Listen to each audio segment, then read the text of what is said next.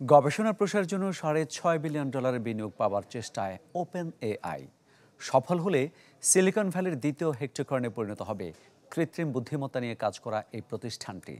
তবে প্রতিষ্ঠানটির বর্তমান কর্মপরিকল্পনা নিয়ে মূলধনী সংস্থা থেকে এত বড় বিনিয়োগ পাওয়া এবং অন্যান্য প্রতিদ্বন্দ্বীদের টপকে হেক্টোকর্ন হওয়ার পথে রয়েছে বেশ কিছু বাধা।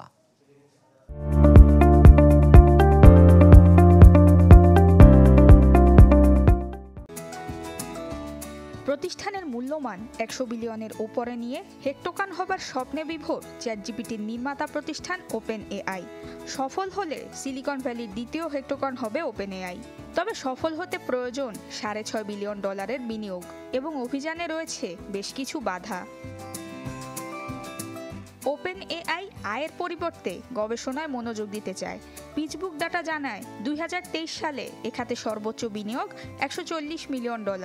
এ অঙ্ক থেকে 40 গুণ বেশি অর্থ চায় প্রতিষ্ঠানটি, যেখানে বিনিয়োগকৃত অর্থের কয়েক গুণ বেশি ফেরত পাবার আশায় অর্থলগ্নিকারীরা।